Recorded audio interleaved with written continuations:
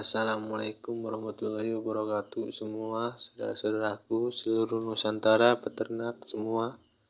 Salam sejahtera tentunya buat kita semua. Semoga di kesempatan kali ini kita dan juga teman-teman kita senantiasa diberikan kesehatan dan juga kelancaran. Di kesempatan kali ini kita akan membahas masalah ransum pakan. Kenapa untuk entok itu untuk pakannya condong lebih boros dibandingkan unggas-unggas lainnya. Ini disebabkan faktor rongga perut dari entok itu lebih besar dibandingkan rongga perut unggas-unggas lainnya. Contoh dengan ayam, dengan bebek, petelur, atau mungkin bebek pedaging. Untuk rongga perut dari entok ini condong lebih besar saudara-saudaraku semua se-Nusantara. Di dalam peternak entok, masalah ransum pakan merupakan masalah yang sangat-sangat dominan. Selain masalah penyakit, untuk masalah pakan ransum ini sangat-sangat menunjang sekali di dalam usaha peternakan kita. Apalagi kita beternak di dalam sistem pembibitan. Ransum pakan yang paling utama yang harus dipenuhi di dalam peternak entok adalah masalah bekatul.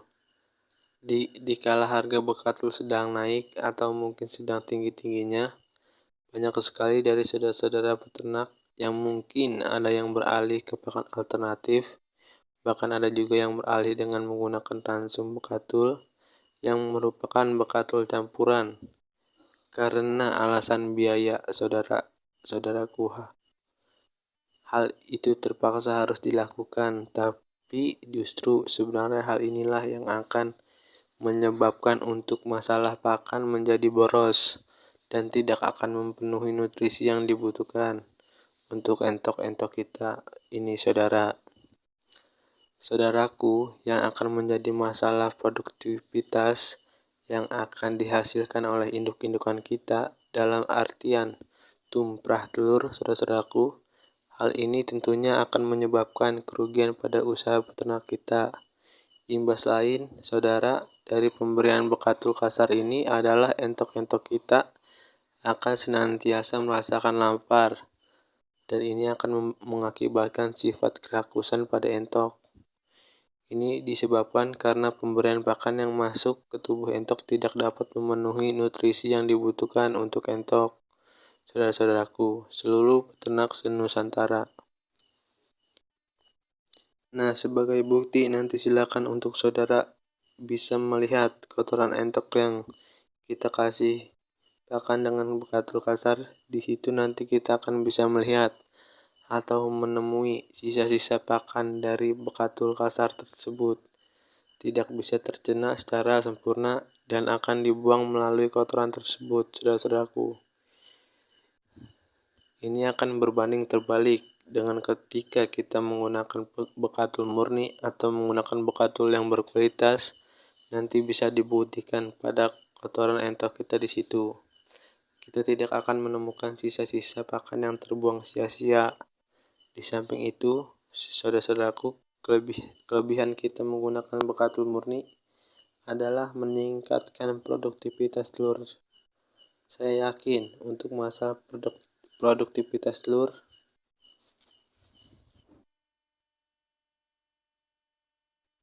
akan condong lebih tinggi dalam hal masalah jumlah dibandingkan ketika kita menggunakan ransum pakan bekatul yang kurang maksimal atau yang kasar. Memang betul saudaraku, dari sisi harga memang jauh sekali perbedaannya. Dalam hal ini untuk harga bekatul murni itu biasanya memang 2 kali lipat dari harga-harga bekatul kasar. Tapi yang perlu diingat saudara-saudaraku, dengan harga yang condong lebih tinggi, hasil yang kita dapatkan pun akan condong lebih banyak pula. Nah, ini yang perlu kita ketahui saudara-saudaraku. Di samping itu, saudara-saudaraku, untuk masalah takaran ketika kita menggunakan bekatul yang kasar, untuk takaran pakan memang condong lebih banyak. Saudara-saudaraku, dan ini karena apa? Nah, itu tadi kita sudah bahas di awal, karena nutrisi yang terserap di dalam tubuh entok tidak bisa maksimal. ketika kita menggunakan bekatul yang berkualitas atau murni, saudara-saudaraku, itu untuk ketakarannya itu bisa lebih sedikit. Nah, ini kenapa? Karena nutrisi yang masuk terserap ke dalam tubuh entok itu betul-betul bisa maksimal. Untuk menghemat masalah jumlah ransum pakan, kalau menurut saya, saran saya, silakan saudara-saudaraku menggunakan bekatul murni, tapi dengan menambahkan lebih banyak lagi hijau-hijauannya.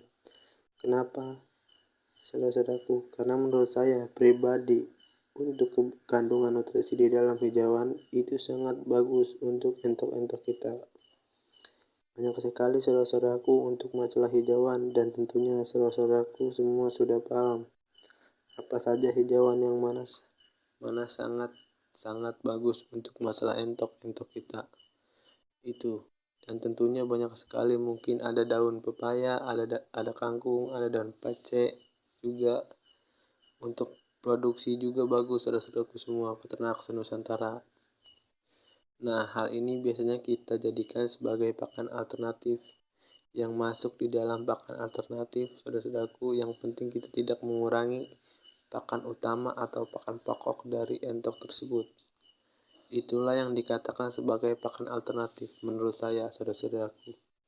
Pakan entok dikatakan boros itu apabila pakan yang kita berikan itu asal-asalan. Seandainya kita memberikan pakan yang berkualitas dan yang bernutrisi, saya yakin untuk masalah takaran pakan entok-entok kita ini akan condong lebih sedikit. Saudaraku semua peternak senusantara, apa yang saya sampaikan ini berdasarkan pengalaman saya pribadi selama menekuni masalah ternak entok. Saya pun juga dulu pernah merasakan bagaimana imbas dari pemberian pakan yang tidak bagus atau yang tidak berkualitas. Pada ujung-ujungnya untuk produktivitas yang dihasilkan sama sekali tidak maksimal. Di dalam beternak kita harus pandai-pandai mencari solusi, mencari pembahasan agar usaha kita ini bisa berkembang pesat dan bisa diharapkan menjadi penghasilan, memberikan dampak positif bagi peternak-peternak kita. Memang kendala terbesar ya bagi kita selaku peternak entok itu terletak kepada masalah faktor borosnya pakan. Percuma saja ketika kita memberikan pakan alternatif tapi imbasnya tidak maksimal dan tentu saja tidak sesuai dengan apa yang diharapkan. Menurut saya, saudara-saudaraku, bahwasannya pakan alternatif ini sebagai pakan tambahan, jadi untuk masalah pakan pokoknya itu harus kita tetap berikan.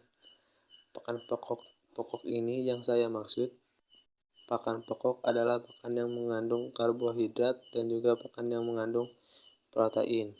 Dan ini biasanya terdapat pada bekatul murni dan juga wadah konsentrat. Menurut saya, asal dua unsur dari pakan ini terpenuhi, itu saya akan berkeyakinan masalah borosnya pakan akan bisa kita antisipasi. Semoga apa yang tadi saya sampaikan bisa bermanfaat untuk kita semua. Jangan lupa dukung terus channel Emeramen TV agar channel kita ini kedepannya bisa kita jadikan sebagai sarana belajar bersama. Hanya itu saudara-saudaraku semua yang bisa saya sampaikan. Salam sukses untuk peternak. Tetap semangat. Sampai sini dulu ya saudara-saudaraku semua peternak senusantara. Jangan lupa subscribe, like, and share agar tidak tertinggal update-updatean saya yang selanjutnya. Salam ternak, salam sukses, salam hangat dari saya. Wassalamualaikum.